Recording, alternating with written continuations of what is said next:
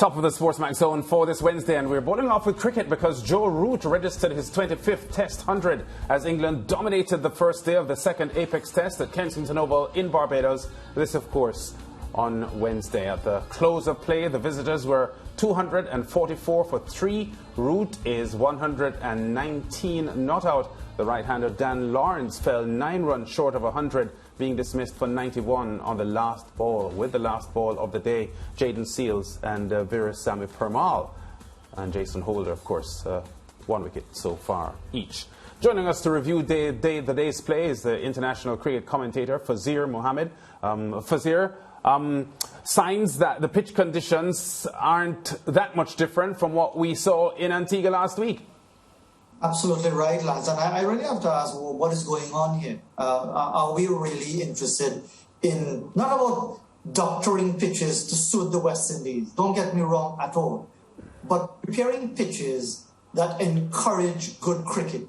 I mean, if you're talking about a first day of a test match in Barbados, and you've got Craig Brathwaite bringing on Veerasamy Permal, bringing on Nkrumah Bonner, bringing on himself pretty early on. Batsmen looking so comfortable early on. Take nothing away from Joe Root's excellent 100. Dan Lawrence's 91, he played beautifully. He missed out on the 100, well bowled by Jason Holder. But if you're telling me that this is what a test match pitch is supposed to be, just as we came out of Antigua with that featherbed, then I really struggle to understand what it is we're trying to do as far as the quality of our test cricket here in the Caribbean. Yeah, when I saw Permal come on, the change that at the point at which he came on, before Jason Holder, we might add, I wondered if that had anything to do with the overrate of Faz and the fact that the West Indies were penalised last week as they had been previously for slow overrates. Probably, but let's wake up and smell the coffee. West Indies are not going to be anywhere close to the top 2 to make it to a World Test Championship final. The fact that we are now compromising our effectiveness by rushing through overs to ensure that we aren't docked any more points on a featherbed of a track really is feeding... Faz, I wasn't talking so much about the points for the World Test Championship. I was talking about the pockets, the fines, 40% match fees and so on. Maybe that's what it is, but is that what we've come to now?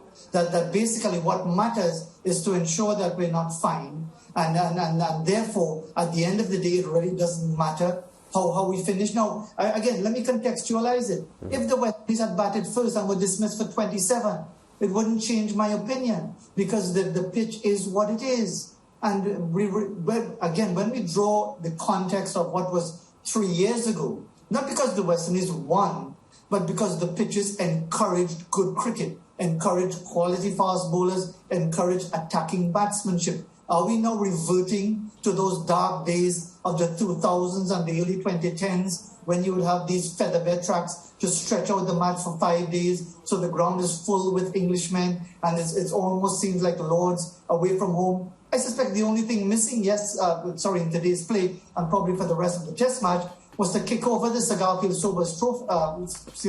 Sobers statue and put the one of Horatio Nelson, which was removed from Hero Square, and then it would really complete the picture. Yeah, and as we're on that note, maybe at this point I could bring in the fact that Joe Root was able to continue his dominance in Test cricket. Faz today getting 100 again, a century. Joe Root is a class batsman. He's a class act. And if you miss opportunities as the West Indies did with that catch down the leg side, and of course no wicketkeeper's catch down the leg side is easy, but as leg side catches go, Joshua Silver should have held that one. That's why Kemar Root went down on his knees when he saw that catch was put down with Root on 34. And it has proved to be a very expensive lapse. The miss of Dan Lawrence by Alzari Joseph had slipped. Fortunately, that didn't prove as expensive. But again, if you're going to miss chances and miss half chances and not take the opportunities that are going to come your way, and you're served up with a flat track and England batting first with Joe Root in their lineup, you know what is likely to happen unless you get a really spectacular effort from the West Indies bowlers, and a lot of things go your way. So you could understand why Root was delighted to bat first, because Craig Brathwaite said it yesterday. He said the pitch doesn't look any different to Antigua, so he probably would have wanted to bat first as well. Yeah, definitely disheartening where the pitch is concerned. Another criticism where a lot of people felt as if, Veerasamy Permaul should have been dropped for the second test. However, today he was able to pick up a wicket. What did you think about his bowling performance? Well, if we're going to go down the track of dropping people as soon as they have a poor match, then we're going to be chopping and changing every single match. We're going to be removing 6 players. Veerasamy Permaul picked up 8 wickets in his previous test match in Sri Lanka. Yes, the West Indies lost. But are we seeing that automatically you get rid of players? Should Shamar Brooks have been dropped after his double failures and Kyle Mayers brought in? The question is, if you're trying to develop a settled team, and again, let's not avoid the fact that the vast majority of our performers, their numbers are ordinary. So you're trying to get them accustomed to the test environment of being able to deliver. Permaul got a wicket, will have a lot more bowling to do. But the fact of the matter is, if you're simply saying that because someone wasn't as effective as he was on a flat track in Antigua, and then you get rid of him and bring in someone else who might struggle as well, what have you been able to figure out as far as the effectiveness and the variety of your bowling attack? Fazeer, like you, the thing stuck in my craw is the quality of the service that we're watching a test match on. And this seems like a perfect advertisement for those who believe in the T10, T20, 100 and the other iterations of cricket that have become so much more popular over the last decade and a half. And I say that to ask you, would you in authority, would you expect anybody in authority to take to task those who prepared this wicket? And would you then accept from those who prepared this wicket a mere apology for, you call it feather, but I want to say something stronger, but this is international TV, I can't, for the surface that we're seeing test cricket being played on?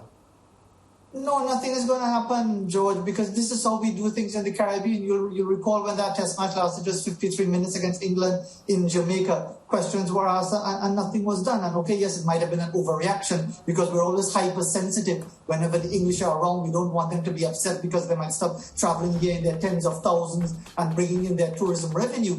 But if we're really interested in our test cricket, in our product that is test cricket, and being mindful of our dominance of England over the last 54 years, where we've only lost series in 1968 and 2004 in the Caribbean, and consecutively you serve up these benign surfaces in Antigua, in Barbados, and trust me, you're going to see the same thing in Grenada, because it's about stretching things out, making people get value for money for their time spent in our beautiful islands, and in the meantime, our bowlers are called upon to toil, break their backs, pull hamstrings, and do whatever else needs to be done, as if they are almost there waiting.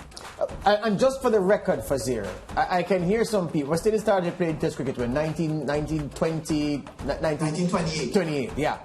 For those people who would ask, well, I wonder if it's a lack of expertise in this part of the world. We're preparing up decent, not even good, a decent test match wicket is concerned. Could you speak to that for me about, for those who would wonder if it's a competency issue?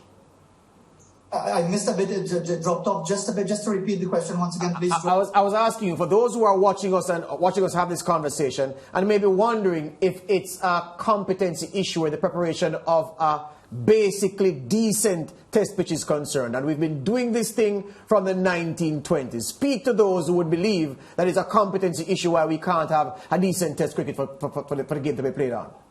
Well, that theory could be blown out of the water immediately, because as I mentioned, in 2019, you had pitches with pace and bounce. In 2020, 2018, and 2017, we had pitches with pace and bounce that encourage good cricket. So our ground staff know what to do, whatever the instructions might be. So again, this idea that we've even lost our ability to prepare cricket pitches is foolishness, because we have done so in the very recent past. Yeah, so far as 244 for 3, then the first day score for the Englishmen. We understand the state of the pitch and how difficult things will be for the bowlers, but we have seen the West Indies batsmen sometimes struggle on batting friendly conditions. Are you concerned that England, based on their current stage of the game or their current position in the game, could be setting themselves up here for a win? Of course, because that's what it is about, Lance. When you look at it, 244 for 3. They only got 47 runs in the first session. They only got 89 in the second, and then over 100 in the third. And that is the essence of Test cricket. It's cumulative. You build pressure. The opponents are getting tired. Catches are being put down. Fast bowlers are tired even with the second new ball. And you grind them into and then you come again and do it again on the second day. You look for 400, 450. And then that's what is called scoreboard pressure. Because as you correctly pointed out, Lance, we've seen occasions where opponents have come here, especially at Kensington Oval, got 500, got 600, and dismissed the West Indies twice to win by an innings, and then everyone says you're talking a lot of rubbish about the flat pitch and so on, because it is about the quality of the opposition, the comparative lack of quality in the West Indies batting, the pressure that can be imposed when you've got runs on the board. So there are a number of factors here. We'd certainly like to see the West Indies have an even better second day and maybe limit England and then respond strongly. But given our track record, that is always a possibility, Lance. Yeah, and finally, Faz,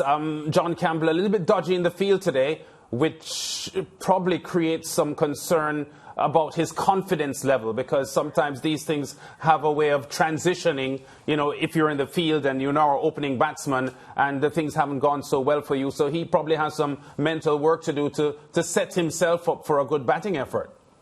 Well, I suppose this is one case, Lance, where he's probably grateful that there are more Englishmen than West Indians at Kensington Oval. Because you know in the good old days that they would be letting John Campbell know exactly what they think about him being in that West Indies team. So you're right. There will be pressure that will be within his own mind. But it's up to him. His numbers aren't good. His numbers aren't even half good. But he has the opportunity once again to respond whenever that comes. And in the meantime, once he's in the field, give it your all. You're a West Indies Test cricketer. That means something. Never mind what anyone else might be saying. You have another opportunity or another two opportunities to prove people wrong. Yeah, all right, Faz, we leave it there. I know that the West Indies tends to infuriate you, so we note a bit of anger in your tone. But have yourself a good evening, and hopefully things will be better tomorrow. Well, the anger, Lance, very quickly, is not so much about the players themselves, because this is a long-term thing. Yes. But it seems to be that we have regressed to this state now of ensuring that matches go 5 days, come what may. And that's disappointing. All right, Faz, we'll talk again soon. Fazeer Mohammed there, linking with us on this opening day of the second Test match between West Indies and England. England 244 for 3 after winning the toss at Kensington Oval, with Joe Root, their captain, undefeated on 119. Back with more on The Zone after this.